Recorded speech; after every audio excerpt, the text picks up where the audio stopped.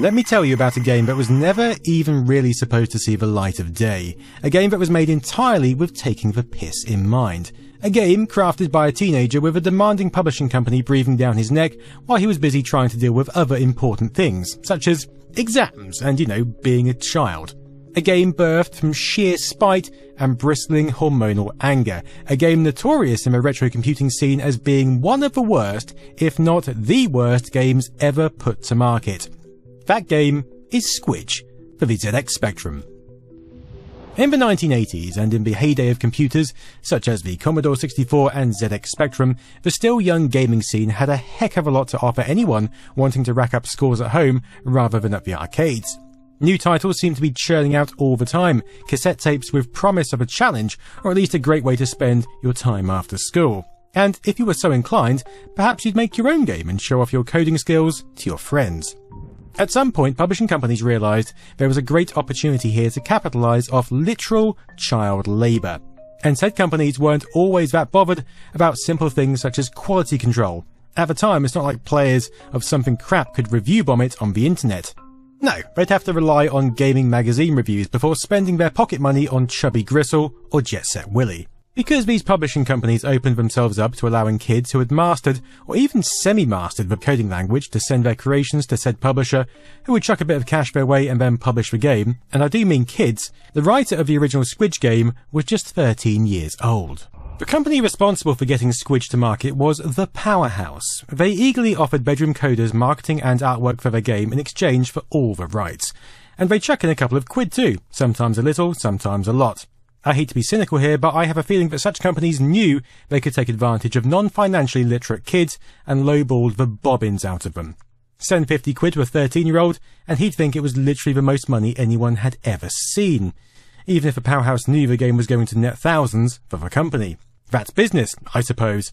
And to be fair, £50 will buy you a lot of Wham bars, flumps and opal fruits. Maybe Louise Smith in the year above will see you cutting about in 20 candy necklaces and those watches made of coloured sugar pellets and let you hold her hand at break time, if you were lucky.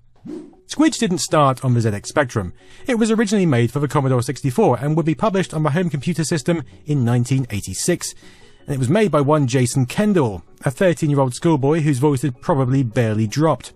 Impressively, Jason had spent about a year teaching himself how to use BASIC after starting on his school's computer, then sweet-talking his mum and dad to buy a VIC-20. On the latter, he eventually compiled his first ever computer game. Being a Jeff Minter fan, and who isn't, he enjoyed bizarre psychedelic gubbins in games and thus decided the hero of his game would be a weird mutant bird thing. And why not make the other characters in it a bit weird too? Or the plot, for that matter. Sources online seem to agree Jason was paid a massive £300 at the time for Squidge, which is an insane amount of Space Raiders and Tangy Toms. I hope he made his bedroom into a swimming pool with them, because that's what I would do. The cover art depicts what one would assume is the main character, a bird by the name of Squidge, a terrifying owl-dragon hybrid zooming through the air at top speed. As far as cover art goes, this does seem to promise that it's all about to utterly kick off. It's scary, exciting, and who doesn't love controlling a horrendous monstrosity flying through the air? It's the closest gameplay experience you're going to get to lobbing a Frey Bentos pie across a motorway bridge, which is pretty fun. Ah, what in the absolute You can glean some information from the cassette inlay, and it's also quite insane. Squidge was once a happy bird in the decadent days before the population holocaust. Holocaust? That is a strong word with strong connotations. Our boy Jason was not mucking around. Okay, so now I'm even more terrified to play this game, although I am a bit worried it's going to be massively insensitive. Then the food ran out. In block capitals. Oh no. The second sentence of a blurb and I'm absolutely being tumbled onto a roller coaster of emotions. Panic, fear, concern. This is a journey. You control this mutant creature who will stop at nothing to satisfy its only driving force, insatiable, ferocious, violent hunger. At this point I have many questions. What kind of horror-filled world does Squidge live in? Is he or she or they okay? Have they become a cannibal after a nuclear apocalypse? Exactly how did this so-called Holocaust happen? And what are those decadent days mentioned in the blurb? Is this going to be a moral about taking day-to-day life for granted? There's a rich and dark backstory here that we are not being privy to, and that is just a travesty. On another page of the inlay, it offers a little more context.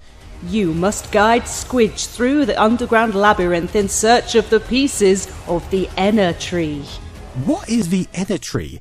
Why does Squidge have to do this? If there's been a population holocaust and the food has run out, maybe it's best to call it a day and shoot yourself in the head before the zombies come. At this point, I'd like to thank sponsor Displate for sending me these absolutely spectacular works of art, all packaged up to keep them absolutely safe in transport. Whoa, look at those. I'm taking these and I'm putting them up for everyone to see in my arcade bar, Barcadia. All displays are passion printed on metal within the EU, they come in various sizes, and you get an easy and safe magnet mounting system which allows you to make sure they're exactly in the right place with ease. It's so fast as well. No, I'm not even being funny, but they look fantastic. Punters are going to love looking at those with a beer in hand. You can get retro arcade art like I have here, which works well with what I've got. Check out their official designs, or delve into various artists on Displate, including some of my favourites, Hey Mooney and Yagadan. Honestly, it's a great alternative to canvas or paper prints. They look stylish, they're durable, and by using the discount available through my affiliate link, they're pretty darn cheap. Delivery time is also just 4 to 5 business days, with delivery to 56 countries. So go on, click the link and take a look today. The game's title screen is, well, it's busy. Busy in the way only a 13-year-old boy's brain can be busy, sans the over-sexualization of mammary glands. Rather adorably, it contains scrolling text which thanks the author's friends and family for helping with the game, or simply says hi to them. He also takes the opportunity to boast about how good he is at the game's Rubik's magic, and tell a few jokes. It's honestly very endearing. I'm going to feel like a total bastard when I rip this game a new one. So the point of the game is to pick up little pieces of a tree and assemble them in the middle of the underground caves, which the title screen calls the Great Underground Caverns of Pipula. It also says that rebuilding the tree will give Squidge everlasting life, but that would mean he's going to stay alive in this desolate post-apocalyptic world forever? I'm not seeing his motivation here. Again, I would very much enjoy some more context, but I'm on the verge of being rude about the output of a literal child, and I feel bad. Here we go, the starting screen. Here's Squidge himself, looking very different from how he looked on the cover art. He's not terrifying at all, he's actually an adorable little green lad with flappy wings. He can shoot with what the author calls his splunger. Not sure what this is, but it can be used to defend yourself against various thingies. Again, the author's words. Unfortunately, he can only shoot said splunger horizontally, and that is very much a problem in a game where enemies come at you from all angles. Every time an enemy touches Squidge, his health bar goes down. You need to pick up these big fruit things in order to get passes you'll need to use in the maze. To navigate the maze, you will need to draw a map or something, because a lot of the screens look the same. It's not hard to get lost. The enemies spawn at an insane rate. Kill one, and another just wanders in like it damn well owns the place. You will often have 4 of them going for you at once, and in the small spaces, it's too hard to get to their level and shoot them with that horizontal-only laser beam thing. Plus, it's not unusual for an enemy to just burst out of the exit you're heading for with no warning. It's almost impossible not to take damage. You can replenish health, but only by picking up pieces of the Enna tree, each piece of which is a massive trek to get through the endless caves of bloodthirsty nasties. Oh, and yes, touching the walls takes health off too, because screw you, that's why. All in all, it's a stressful gameplay experience and just not fun. It's the kind of game that is difficult to the point of being unfair and doesn't offer anything satisfying enough to justify dragging yourself through screen after screen of blue cave while frantically avoiding various bizarre looking creatures which can turn our hero into a pile of ash. Sure, with a bit of work it could have been half decent, but the powerhouse wasn't about wasting time making a game actually good. They were about getting that shit on the shelves and turning a profit ASAP. So on it went, and a plan to release it on other platforms was devised, namely the then popular in UK computer, the ZX Spectrum. The problem was, Jason Kendall didn't have a ZX Spectrum or indeed any particular interest in learning how to code with one. He was happy to stick with the Commodore side of things, which is fair enough. So, while he likely went off to withdraw his £300 payment in £1 notes so he could throw them on his bed and roll on them with his mates, the powerhouse got in touch with some other poor bastard who had been sending them games. 15-year-old Jason Cretan. This Jason was on the powerhouse's books because he had already sent a couple of his own games to the parent company CRL. Even though the company did not deem those games good enough for publishing, they clearly saw a chance to take advantage of, give a great opportunity to the budding coder. Probably keen to get a foot on the door of the industry, Jason Cretan accepted. The powerhouse then proceeded to put him on a timed contract and then take the utter piss. First off, Jason wasn't even given a copy of the original game. According to a Eurogamer article I will link in the description, he had seen the game at CRL's office, and the company apparently thought that was enough information to, convert the entire game faithfully. After asking repeatedly for this basic request, apparently even going to the offices to ask personally and being talked down to, CRL eventually sent him the game on a floppy disk. He did not have a disk drive, and so the only use it had to him was as a beer coaster. Beer that he couldn't even legally drink yet, because, and I really do want to press this home, this company was demanding a fully converted game from a literal child, while also being rude bastards to him. As the contracted deadline drew near, Jason had all but given up on making the game at all. He'd originally planned to make it with effort and in fast-running machine code, but after CRL's shenanigans and pestering, he was rightfully keen on having the publishers get in the absolute sea. However, a month before the deadline was up, CRL sent him a copy of Squidge's map and proceeded to pester the bobbins out of him for the conversion. I think the lad was too polite to explicitly tell the company to kick rocks, but with his exams on the way, it seems that he did at least ignore them, or try to. But CRL didn't like getting ignored, and they kept going at him for the game, so much so that Jason decided to make it just to get them to leave him alone. But he wasn't going to bother using machine code for it. He instead opted for the poorly reviewed Laser Basic by Ocean Software, a programming extender package and its compiler aimed at video game developer hopefuls. Jason proceeded to knuckle down and put his head into making a purposely crap game. Let's have a look at it.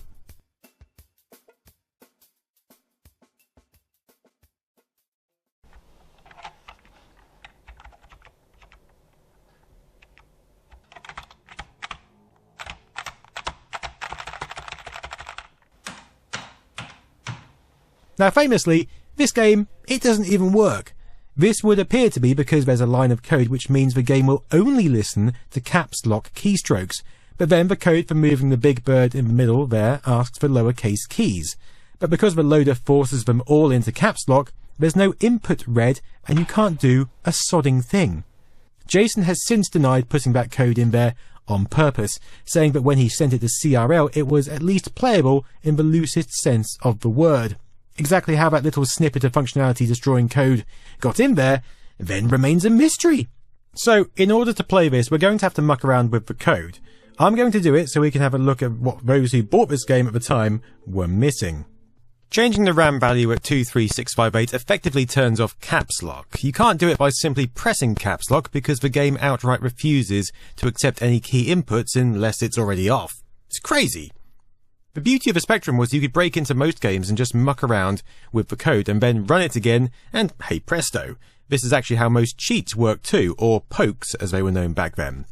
By the way, whilst we're here, the game code is excellent. For example, level is written at the bottom of the screen, but the code makes no attempt to actually put anything next to that. There's no variable, nothing, just the text level.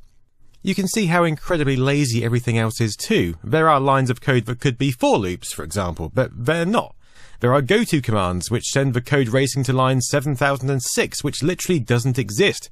So the game jumps to 7013, which sends you back to 1015, which is literally back to where we started. Unoptimized doesn't even sum it up. And then there's utter nonsense like this. Dude, what were you even thinking? Good lord, this is not how you program. And this is coming from someone who used to program exactly like this. For a commercial business, and they never knew. So first off, the mutant bird in this version is absolutely massive. He's also incredibly badly drawn. You can actually tell this was intentionally drawn. So bad. This is an excellent visual representation of stuff it, I can't be arsed. There are enemies here, neither of which look anything like the enemies in the original version, and unlike the original version, they don't care about Squidge. They will just move back and forth, having a nice time. They only hurt Squidge if you go out of your way to smash the bird's massive body into them. The Splurge event, which if you remember was the name the original developer Jason Kendall gave to Squidge's weapon, needs to be used a few good hits to wipe out any of the enemies. It will take you a while because the hitboxes on these things apparently didn't get the memo to, be functional. Squidge himself moves incredibly slowly, perhaps because he's so bastarding huge. He can barely fit into the corridors that he very slowly squeezes himself into. He also leaves little artifacts of himself behind, like shed skin, while his deformed wing flaps him despondently along. Also, when Squidge moves, the enemies stop moving. That's how much the game is struggling just to function at all. Every time you finally get to another screen, Squidge inexplicably appears slap back in the middle of the new one. Getting to another screen is a mission in itself too. Sometimes the game will just give up on life and crash if you haven't positioned Squidge in the very precise part of the exit so as not to confuse the game. The game experience is an absolutely mindless slog from screen to screen, with the slowest moving playable character ever made. I can't imagine playing it all the way through, picking up all the pieces of the tree and the fruit, because it would probably be quicker to drive to the moon. What in the absolute And because of another glitch, Squidge can't actually pick up the items needed to complete the game. We can see what the game end screen says by looking at the game code, which is linked with an excellent article on the badgamehalloffame.com, which I will link in the description. I'll also link the line-by-line explanation of the game code as compiled by Mark Green, which does an excellent job of untangling the mess Jason Cretan rather spectacularly made. If a functional version had been released, players of Squidge who had successfully dragged themselves through the gaming version of pulling yourself through treacle or an afternoon-long team-building meeting were rewarded with this message. Well done, old bean, you've done it. But for me, it means another 2 months in a dark, dank bedroom which badly needs decorating, writing a follow-up. Oh well, never mind. Bye for now. Stella. In an artful fuck you, Jason didn't even bother compiling the game. That means he delivered the code uncompressed and unoptimized like an absolute legend.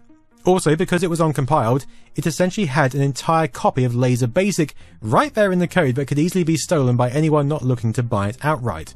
That was massively illegal, but that wasn't Jason's problem. You would have hoped that someone at the powerhouse might have checked for something like that, but of course, they didn't. In fact, even after releasing the game unplayable, the powerhouse went ahead and chucked it, still unplayable, onto a compilation cassette. This suggests that not a single person at Powerhouse or CRL gave any manner of a shit. Which, fair enough. And in a delightful stroke of absolute miserly bastardness, they never even paid Jason Cretan. Apparently he was due £25 commission from the sold copies, but they conveniently forgot to send the cheque. By the way, the Powerhouse wanted a version made for the Commodore 16 also, and I do want to cover it quickly because the gameplay transcends absolutely insanity. Again, Jason Kendall didn't have the equipment or know-how to do the conversion, and of course why would he? So who did they employ to do that? Well, it was a kid again, one Mark McCubbin. Apparently child labour laws didn't extend to nerds at the time. I think he was a child anyway. In this picture he does look about 5 years old, but as a man in my 40s, so does anyone under the age of 25. The C16 version of Squidge is graphically massively downgraded to accommodate for the restrictions of the Commodore 16. Squidge himself now looks like a gangrenous Opa. There are only 4 parts of a tree to collect rather than 6, and the enemies all look the same, little squares with sad faces in them. Honestly, whose idea was it to convert this to so many platforms? What is going on? But about the enemies, they are absolutely balls to the wall insane. Let's take a look at how they actually behave in the game. Look at this. What is going on? How is Squidge meant to deal with these utter scenes? Those enemies are kicking off to such an extent it's overwhelming. This is what a panic attack looks like. It's the same on each screen too, the enemies moving at 500 miles per hour in a circle or figure of 8 patterns that trap Squidge with no choice but to barrel through them and take a hit. And then there's another problem. The restrictions of the Commodore 16 apparently also included needing to remove the ability for Squidge's flanger, whatever it was called, to have any sodding effect on the enemies at all. They are moving so fast anyway, it's not surprising bullets seem to just pass by them. But every time you think you've got a hit, one of the bastards just respawns anyway, and the manic dance continues. What you end up with is another panic-inducing gameplay experience, but one in which you find yourself just accepting your fate. Beating this one is impossible. You need to literally slow down time to be able to finish the game. According to the inlay of this version of Squidge, Mark was also working on another conversion, one for the equalizer. It doesn't seem like this ever got released, so one would hope the lad realised the powerhouse were taking the piss and told them to get shafted partway through development. That game, by the way, is a mediocre Wonder Boy ripoff, so it's not like Commodore 16 owners were missing out on a huge amount. So, that's the story of one of the most reviled games on the ZX Spectrum reviewed. A game hated by players and the poor lad who made it.